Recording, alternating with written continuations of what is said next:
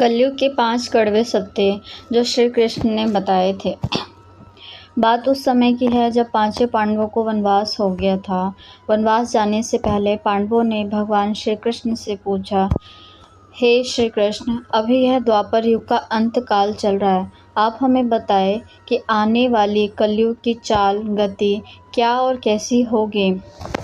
श्री कृष्ण जवाब देते हैं, मैं तुम्हें इसका सीधा सा उत्तर तो नहीं दे सकता, लेकिन हाँ, तुम पांचों भाई वन में जाओ और वन में जो कुछ भी दिखे मुझे आकर बताओ। मैं तुम्हें उसका कलयुग में प्रभाव बताऊंगा। इसके बाद पांचों भाई वन में चले गए। श्री कृष्ण के कहे अनुसार पांचों भाई अलग अलग दिशाओं में वन की ओर निकले। युधिष्ठिर भ्रमण पर थे। उन्होंने एक जगह पर देखा कि एक हाथी के 2 सूंड थे। यह देखकर युधिष्ठिर के आश्चर्य का ठिकाना नहीं रहा। अर्जुन दूसरी दिशा में भ्रमण पर थे। कुछ दूर जंगल में जाने पर उन्होंने जो देखा उसे देखकर वह भी आश्चर्यचकित रह गए। वहां पर देखा कि कोई पक्षी है जिसके पंखों के ऊपर वेदों की रचनाएं की हुई है और यह पक्षी मुर्दे का मांस खा रहा है। यह दृश्य देख अर्जुन कुछ समझ नहीं पाए। दोनों भाइयों की तरह भीम भी भ्रमण पर थे। उन्होंने जो देखा वह भी आश्चर्यचकित रह गए। उन्होंने देखा कि एक गाय ने एक बछड़े को जन्म दिया, लेकिन जन्म के बाद से गाय बछड़े को इतना चाट रही है कि उसका बछड़ा लहूलुहान हो गया। सहदेव भी भ्रमण पर थे तो उन्होंने चौथा आश्चर्य देखा। उन्होंने देखा कि 6-7 कुएं हैं जिसमें पानी है और बीच का एक कुआं खाली है।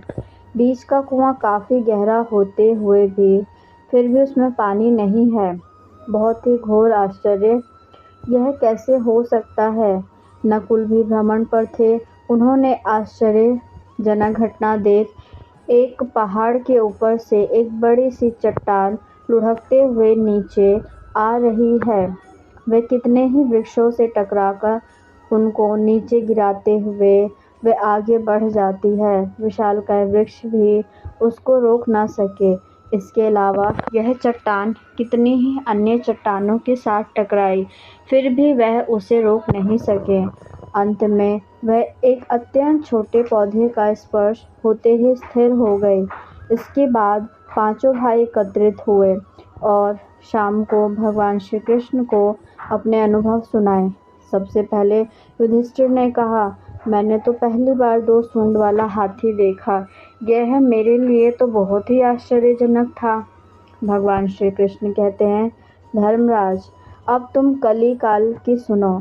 कलयुग में ऐसे लोगों का राज्य होगा जो दोनों ओर से शोषण करेंगे, बोलेंगे कुछ और, करेंगे कुछ और, मन में कुछ और होगा, कर्म कुछ और। ऐसे ही लोगों का कलयुग में राज होगा। तुम कलयुग आने से पहले एक राज्य एक कर लो। युधिष्ठिर के बाद अर्जुन ने कहा, मैंने जो देखा वह तो कहीं ज़्यादा आश्चर्यजनक था। मैंने देखा कि एक पक्षी के पंखों पर वेदों की रचनाएं लिखी हुई है। वह पक्षी मुर्दे का मांस खा रहा है। श्री कृष्ण कहते हैं, कलयुग में ऐसे लोग रहेंगे जो बड़े ज्ञानी कहलाएंगे, विज्ञान की चर्चा करेंगे, लेकिन उनके आचरण राक्षसी होंगे। वह बड़े पंडित और विद्वान कहलाएंगे, किंतु यह देखते रहेंगे कि कौन सा मनुष्य कब मरे और हमारे नाम संपत्ति कर जाए। हे अर्जुन, संस्था के व्यक्ति विचार करेंगे कि कौन सा मनुष्य मरे और संस्था हमारे नाम पर हो जाए। हर जाति धर्म पर प्रमुख पदों पर बैठे विचार करेंगे कि कब किसका श्राद्ध हो और कौन कब किस पद से हटे और हम उस पर चढ़ जाए। चाहे कितने भी बड़े लोग हो, परंतु उनकी दृष्टि धन और पद के ऊपर ही रहेगी। ऐसे लोगों की ही बहुतायत होगी। अर्जुन के बाद भीम ने अपना अनुभव सुनाया और भीम ने कहा कि गाय बछड़े को इतना चाटती है कि बछड़ा लहूलुहान हो जाता है। श्री कृष्ण कहते हैं, कलयुग का मनुष्य शिशुपाल हो जाएगा। कलयुग में माँओं की बच्चों के लिए ममता इतनी बढ़ जाएगी कि उन्हें अपने विकास का अवसर ही नहीं मिलेगा। मोह माया में ही घर बर्बाद हो जाएगा। किसी का बेटा घर छोड़कर साधु बनेगा तो हजारों व्यक्ति दर्शन करेंगे, लेकिन यदि अपने बेटे ने साधु बनना चाहा तो रोएंगे कि मेरे बेटे का क्या होगा। इतनी ज़्यादा ममता होगी कि उसे मोह माया और परिवार में ही बांध कर रखेंगे। उसका जीवन वहीं खत्म हो जाएगा। वास्तव में लड़के तुम्हारे नहीं हैं, वह तो बहुओं की अमानत है और लड़कियां जमाइयों की अमानत है, और तुम्हारा यह शरीर मृत्यु की अमानत है। तुम्हारी आत्मा परमात्मा की अमानत है।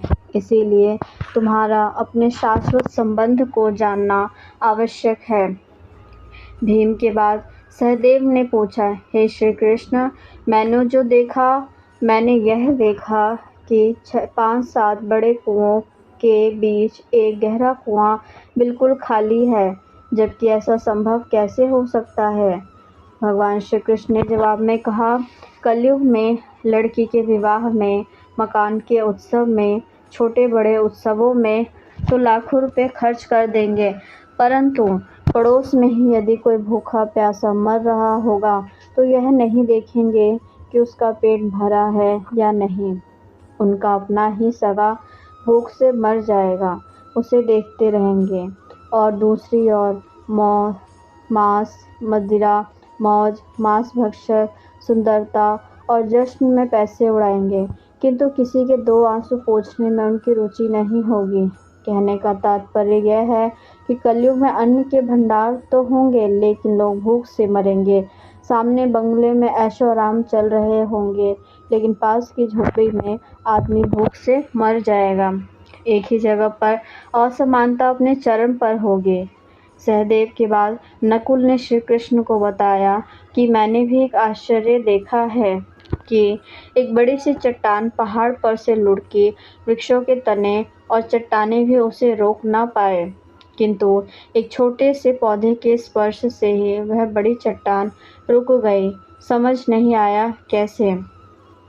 श्री कृष्ण ने कहा, कलयुग में मानव का मन नीचे गिरेगा, उसका जीवन पतित होगा। यह पतित जीवन धन की शिलाओं से नहीं रुकेगा और ना ही सत्ता के वृक्षों से रुकेगा, किंतु हरि नाम के एक छोटे से पौधे से, हरि कीर्तन से मनुष्य जीवन रूपी पौधे का पतन होना रुक जाएगा। इसलिए भक्तों, हरि भजन कलयुग में मोक्ष पाने का एक